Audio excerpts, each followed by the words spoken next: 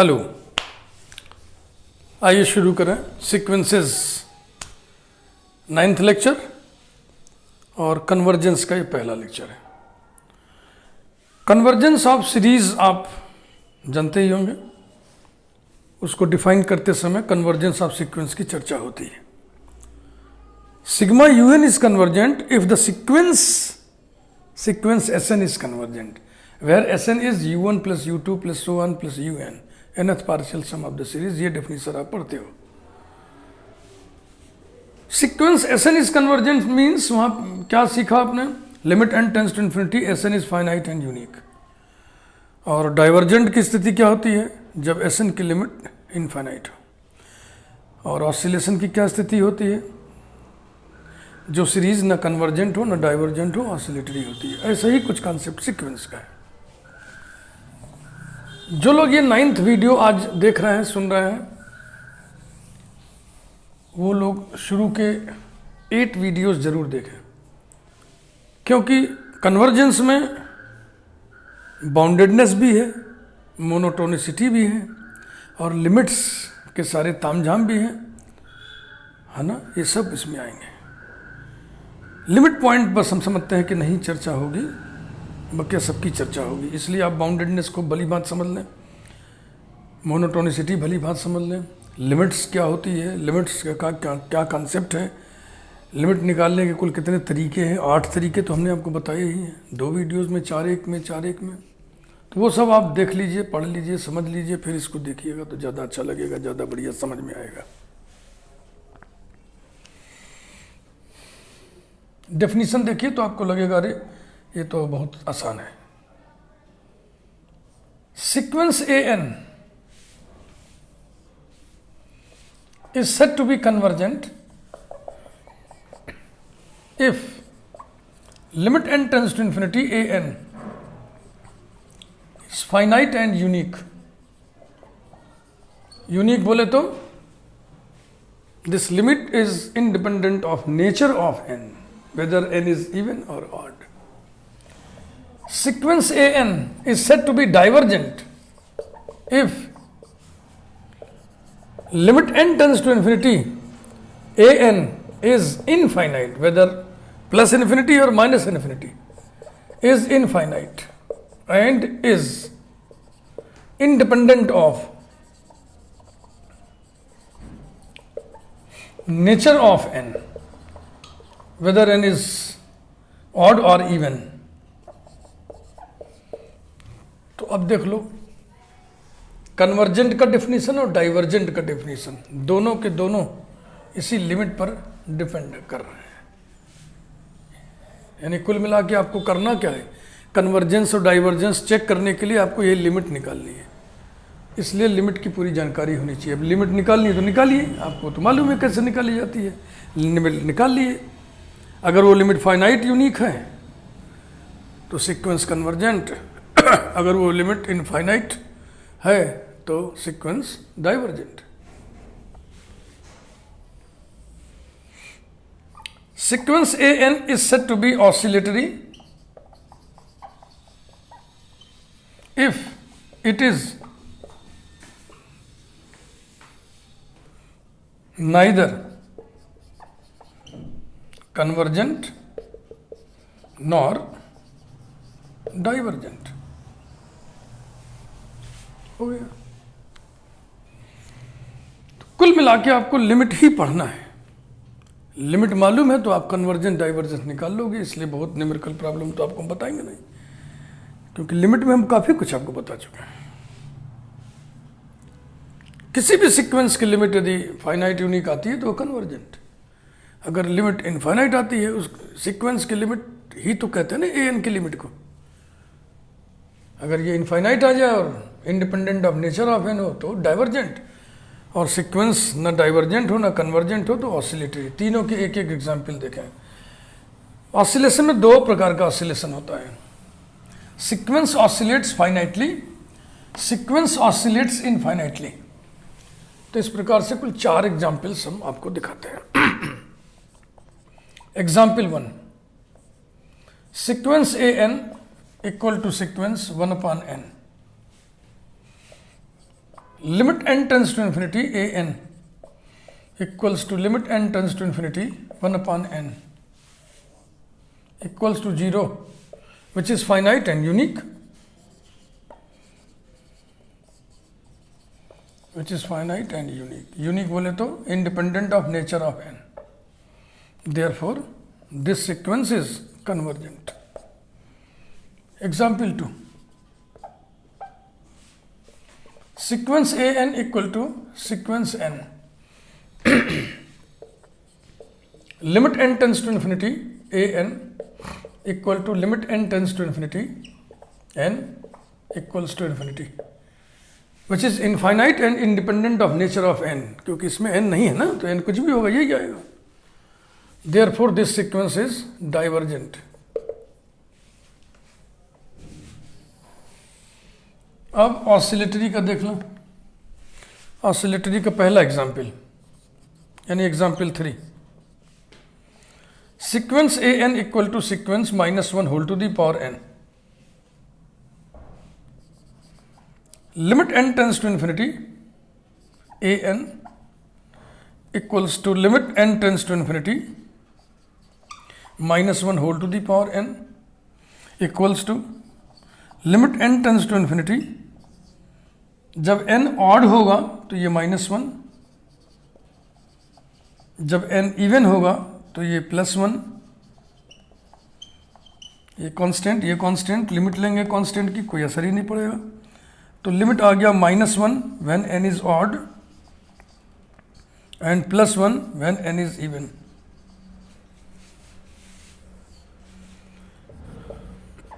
Example 4. Sequence A N equal to sequence n into, या लिखिए -1 whole to the power n into n.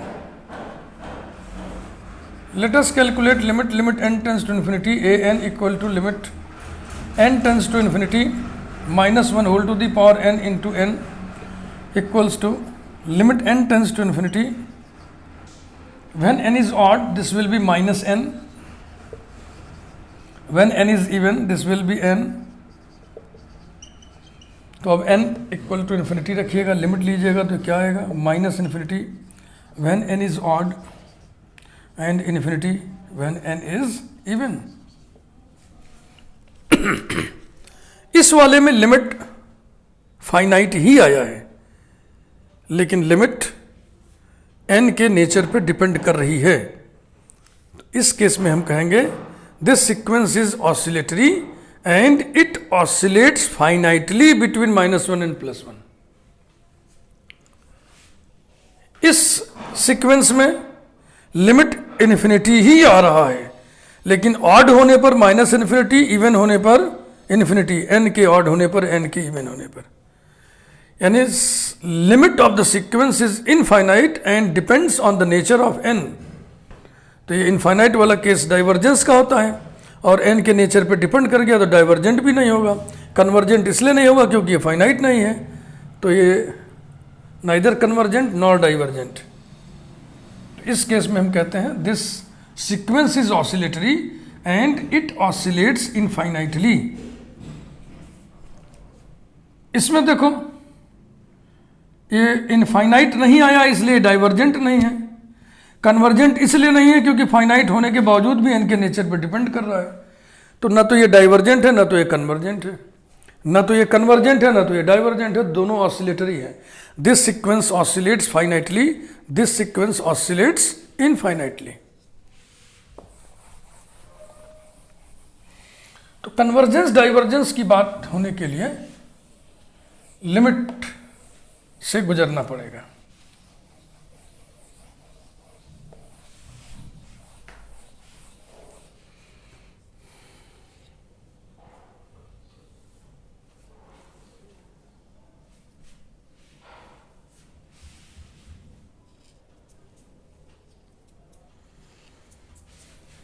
Convergence and boundedness. Convergence and boundedness.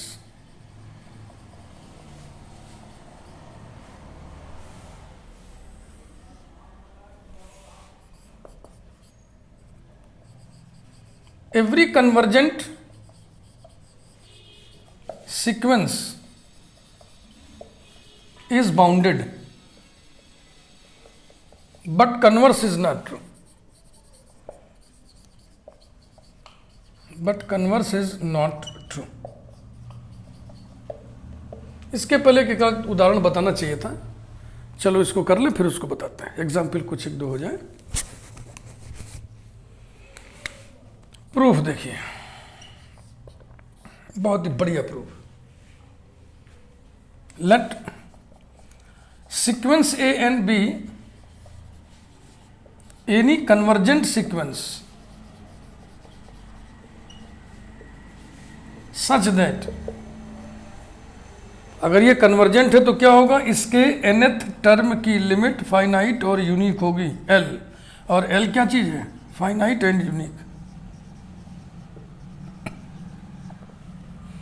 अब इसका definition लिखिए। This implies that for every epsilon greater than 0 there exists m belonging to n such that mod an minus l less than epsilon for all n greater than और equal to m। यही definition होता है इस limit का, n tends to infinity वाली limit का। ये definition आपको याद होना चाहिए। फिर हम आपको बता चुके हैं, समझा चुके हैं इसकी टोपोलॉजिकल मीनिंग होती है, that is an belongs to या उसको ऐसे लिख दो, L minus epsilon less than an less than L plus epsilon for all n greater than और इक्वल टू m।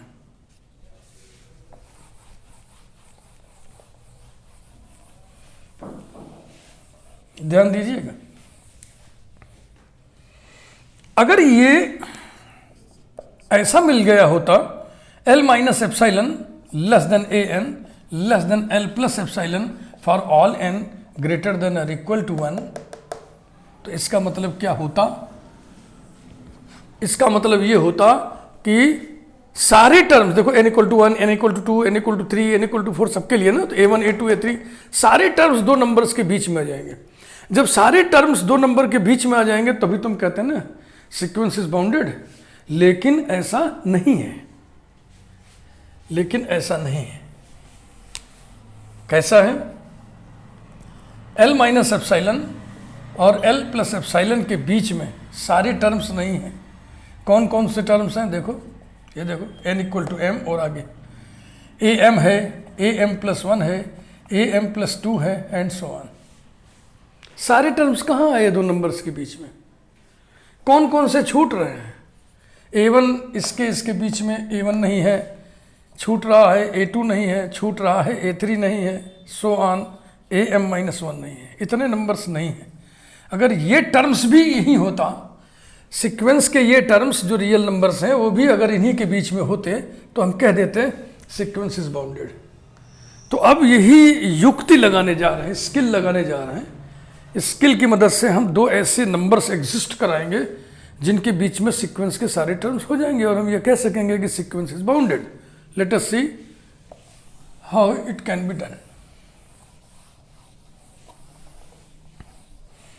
तो अभी जो आया ना उस पर नंबरिंग कर दीजिए 1, फिर लिखिए let K1 equal to minimum of, ये जो टर्म्स नहीं थे इनको लिखिए, A1 comma A2 comma so on am minus 1 comma, और किसको लिखिए, an के बाईं तरफ जो नंबर था यहाँ पर L माइनस एप्सिलॉन, और एप्सिलॉन को भी थोड़ा ऐसा करिए, यहाँ पे हम मिटाएंगे, जहाँ तक हम लिखे थे उसके आगे, implies that L minus 1 less than an less than L plus 1 for all n greater than और इक्वल टू m। इसको नंबर 1 लिखिए और नीचे लिखिए choosing epsilon equal to 1।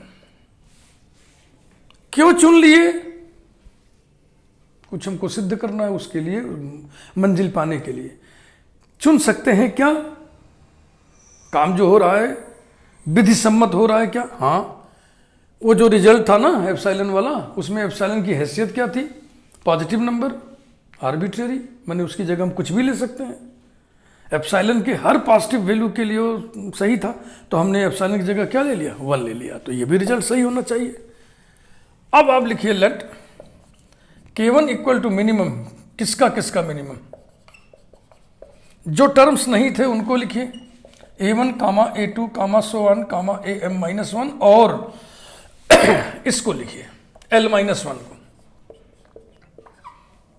And K2 equal to maximum जो टर्म्स नहीं थे उनको लिखिए A1 comma A2 comma so on comma AM minus one, और इसको लिखिए दाहिनी तरफ वाले नंबर को L plus one.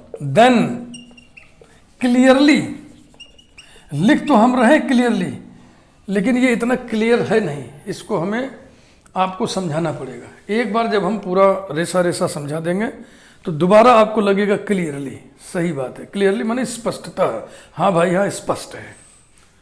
Then clearly K1 is less than AN और इक्वल टू लेस देन और equal to K2 for all n greater than और equal to 1। For all n greater than और इक्वल टू 1 लिखें या for all n belonging to n लिखें, दोनों का मतलब एक ही है, कंफ्यूज न करिएगा। तो अब तो देखिए हमारा काम बन गया ना, अब तो काम बन गया ना। दो ऐसे नंबर हम एग्जिस्ट करा ले गए जिनके बीच में सीक्वेंस के सारे टर्म्स आ गए, n इक्वल टू 1 A1 आ गया, n इक्वल टू 2 A2 आ गया, A3 आ गया, सारे टर्म्स आ गए, और हम कह सकते हैं कि सीक्वेंस इज बाउंडेड। दस सीक्वेंस AN इज बाउंडेड। लेकिन ये जो क्लियरली लिख करके काम चला लिया गया प्रूफ में, इसको हम ऐसे नहीं छोड़ेंगे, इस चीज़ को आपको हमें समझाना है, ये जरूर समझाना है, ये समझने की बात है। क्योंकि मुझे मालूम है कि हम लिख तो दिए क्लियरली, हमें क्लियर है, लेकिन आपको क्लियर नहीं है। आइए देखें,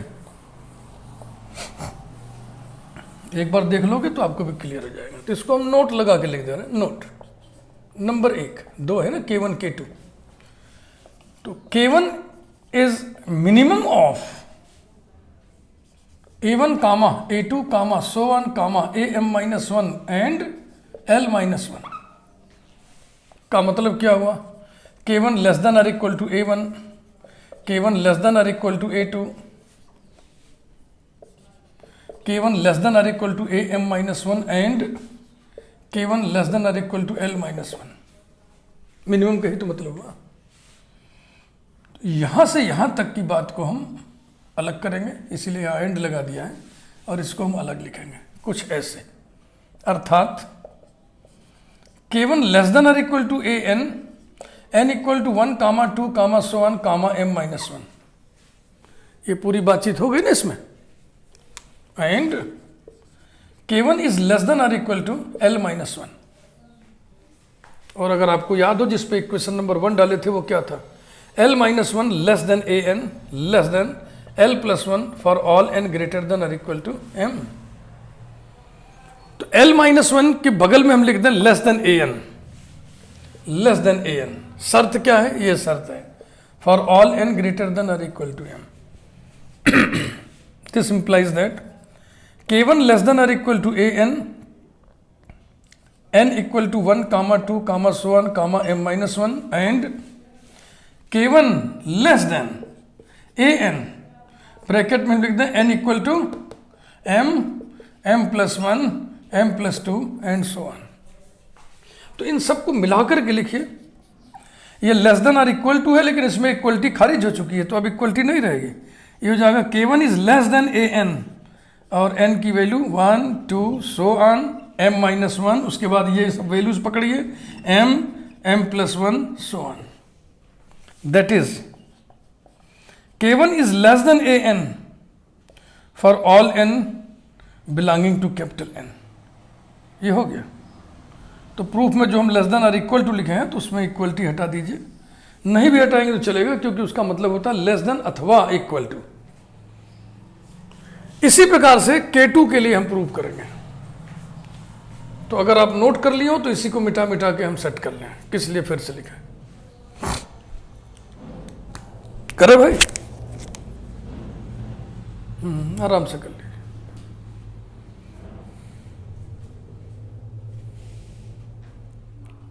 कन्वर्जेंस डाइवर्जेंस पढ़ने के लिए सीक्वेंस का लिमिट निकालना पड़ता है। किसका? AN का, nth टर्म का। और लिमिट निकालना हम जानते हैं, पहले से हम पढ़ा चुके हैं आपको। तो लिमिट निकाल लीजिए। अगर लिमिट फाइनाइट यूनिक है तो convergent, infinite independent of nature of n है तो डाइवर्जेंट। ऑसिलेशन आप जानते ही हो, जो सीक्वेंस ना कन्वर्ज करे ना डाइवर्ज करे वो ऑसिलेट करती है। ऑसिलेट करने वाले सीक्वेंसेस दो प्रकार के होते हैं, sequence which oscillates finitely, sequence which oscillates infinitely. Easy है, बस कुछ थ्योरम के प्रूफ थोड़े से ट्रिकी हैं। जैसे यही देखो ट्रिक है ना, ये ट्रिक है, ये ट्रिक है, किताब में तो ही लिखा रहता है बस क्लियरली, है ना, लेकिन इसका ये है मैकेनिज्म है। तो अब देखिए number 2, K2 equal to max, max माने इनमें सबसे बड़ा जो है, तो यहाँ पे अब लेंगे L+1, ये दाहिने तरफ वाला, इसको लेंगे, ये ध्यान रखना, ये तो आपको ध्यान रखना पड़ेगा। तो अब ये K1 सबसे बड़ा एलिमेंट है, तो ये जाएगा greater than or equal to, greater than or equal to, greater than or equal to, greater than or equal to, बस इनइक्वलिटी बदलते चलिए, greater than or equal to, और ये जाएगा K1 greater than or equal to L-1 और sorry L+1, L+1, L+1, और देखें यहाँ L+1 क्या चीज़ है, L+1 is greater than AN, तो L+1 is greater than AN इस कंडीशन पे, तो K1 greater than or equal to this and K1 greater than this, यानी कि K1 greater than AN, K1 नहीं भैया K2 कर लीजिए, यहाँ K2 लिए थे ना, तो ये K2, यहाँ K2, ये भी K2, ये K2, सब K2 कर लो भाई, K2, K2, K2, K2, K2, that is AN less than K2 for all n belonging to capital N ना। तो इसके पहले वाला क्या आया था, इसके पहले आया था K1 लेस देन AN, अभी आया है AN is less than K2 for all n belonging to capital N। तो यही तो हम खोज रहे थे, दो नंबर्स के बीच में सीक्वेंस के सारे टर्म्स आ गए, इसलिए सीक्वेंस बाउंडेड हुआ। तो बहुत ही इंपॉर्टेंट रिजल्ट हमारे हाथ लगा, every convergent sequence is bounded. तो अगर कोई सीक्वेंस दिया है, कहा जा रहा है prove that this is bounded, तो अगर आपका दिमाग क्लिक कर रहा है कि इसकी लिमिट तो चट से निकल जाएगी, तो आप उसकी लिमिट निकाल लीजिए। लिमिट आ गई, फाइनाइट यूनिक आ गई, तो कन्वर्जेंट हुआ, और कह दीजिए कि हम जानते हैं कि every convergent sequence is bounded, therefore this sequence is bounded. तो बाउंडेडनेस दिखाने का तरीका हो गया। But converse is not true, कोई बाउंडेड सीक्वेंस कन्वर्जेंट हो ये जरूरी नहीं है। तो अब बात काटने के लिए क्या होता है, एक उदाहरण उद्धृत कर दिया जाता है, एक एग्जाम्पल कोट कर दीजिए। Converse is not true, converse is not true. Let us consider the sequence AN equal to sequence 1 + -1 whole to the power n, यानी कि sequence 0, 2, 0, 2, so on. Is it bounded? Yes, it is bounded.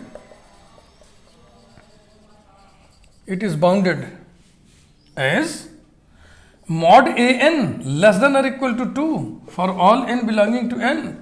Sequence का हर term या तो 2 के बराबर है या तो 2 से छोटा है। सीक्वेंस का हर टर्म या तो 2 है या तो 0 है, 0 है माने 2 से छोटा है, तो लेस देन और equal to 2, therefore the sequence is bounded, but it is not convergent because it has no limit, limit does not exist due to lack of uniqueness. Now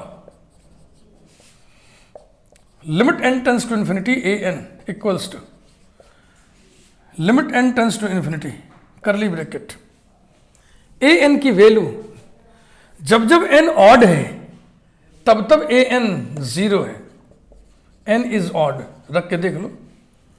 पहला odd number 1 A1 equal to 0, दूसरा odd number 3 A3 equal to 0, तीसरा odd number 5 A5 equal to 0 ना। और जब जब n even है तो क्या है लिखा हुआ है 2, n इज इवन, तो ये आ गया 0, n is odd, 2, n is even. तो लिमिट फाइनाइट तो आ गई, लेकिन depends on the nature of n। Finite होते हुए भी अगर n के नेचर पर डिपेंड कर गई तो ये क्या हुआ, ऑसिलेटरी, ऑसिलेटरी हो गया, कन्वर्जेंट नहीं है, this is not convergent. Therefore sequence AN is not convergent. तो कोई बाउंडेड सीक्वेंस कन्वर्जेंट हो यह जरूरी नहीं है, जरूरी क्या है, every convergent sequence is bounded. Convergence पे एक दिमाग में हमारे एग्जाम्पल अच्छा सा आ रहा है, जो कि थोड़ा लीक से हटके है, उसमें सीरीज भी घुसा हुआ है, इसलिए हम सोच रहे हैं उसको बता दें। आज का काम है इसलिए हम लिख रहे हैं चलते चलते आज इस वीडियो के लिए आखिरी। Sequence A N where A N equal to 1 + 1/2 + 1/3 + so on + 1/n for all n belonging to n is convergent, sorry is divergent। ये डाइवर्जेंट सीक्वेंस है। तो इस तरीके के सीक्वेंसेस आ चुके हैं, जैसे कि देखो अगर यहाँ n लिखा है तो 1/1 से शुरू करना है और कहाँ तक जाना है 1/n तक। तो मान लो a1 लिखना है तो क्या होगा ये 1, a2 कितना होगा 1 + 1/2, a3 कितना होगा 1 + 1/2 + 1/3, a4 कितना होगा 1 + 1/2 + 1/3 + 1/4। ऐसे सीक्वेंसेस में जहाँ an इस तरीके से सम के रूप में दिया हो, वहाँ बच्चों की ये खास दिक्कत होती है, वो a1 a2 a3 फील ही नहीं कर पाते, सवाल में उलझ जाते हैं, सोल्यूशन में उलझ जाते हैं। तो हमेशा पहले ये समझ लिया करो। खैर इसकी में जरूरत नहीं, लेकिन समझना जरूरी है। वी नो दैट, देखो कैसे कर रहे हैं, एकदम स्पेशल अप्रोच है, इसीलिए दिमाग में आया कि इसको बताते हैं। We know that sigma 1/n is divergent. बोलिए आप जानते हैं कि नहीं, यह sigma 1/n to the power p, p is equal to 1, p series है, p series p equal to 1 के लिए डाइवर्जेंट होती है। Therefore limit n tends to infinity Sn equal to infinite by definition. By definition अगर ये series divergent है तो इस सीरीज के nth पार्शियल सम की लिमिट इनफाइनाइट होगी और n के नेचर पर डिपेंड नहीं करेगी। Implies that limit n tends to infinity, Sn माने क्या होता है, sum of first n terms, यानी u1 + u2 + so on + un equals to infinity. This implies that limit n tends to infinity u1, देखिए इस series की बात हो रही, उधर ना जाइएगा। अगर ये सिग्मा un है, अगर ये सिग्मा un है तो u1 कितना होगा 1 + u2 कितना होगा 1/2 + u3 कितना होगा 1/3 + so on un कितना होगा 1/n equals to infinity. This implies that limit n tends to infinity, और ये पूरी चीज क्या है an equal to infinity independent of nature of n, है ना, यहाँ लिख दो, and independent of nature of n। Independent of n मत कह दीजिएगा झटके में, independent of nature of n। तो ये ऐसे चलता रहेगा। एक बार यहाँ फिर लिख देना है, and independent of nature of n by definition of divergence of sequence, therefore sequence an is divergent। हाँ, ये बिल्कुल डिफरेंट अप्रोच का प्रॉब्लम था, इसलिए हमने सोचा कि इसको बता ही दें, चलते चलते ये बता दें, क्योंकि देखो इसमें सीरीज भी है सीक्वेंस भी है, दोनों मिक्स्ड है। बेल आइकन जरूर प्रेस कर दीजिएगा, चैनल को जरूर सब्सक्राइब कर दीजिएगा।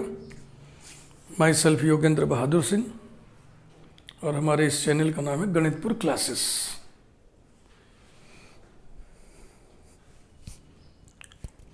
इनफाइनाइट सीरीज के भी 19 वीडियोस हैं अपलोडेड, उन्हें भी आप देखिए।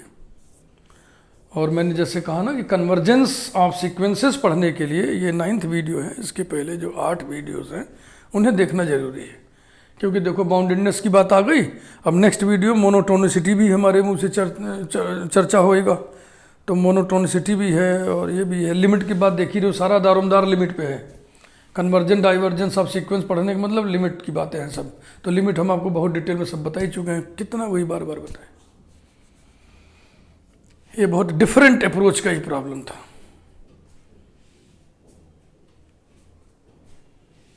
तो मैं समझता हूँ आपने पूरा सीख लिया, समझ लिया।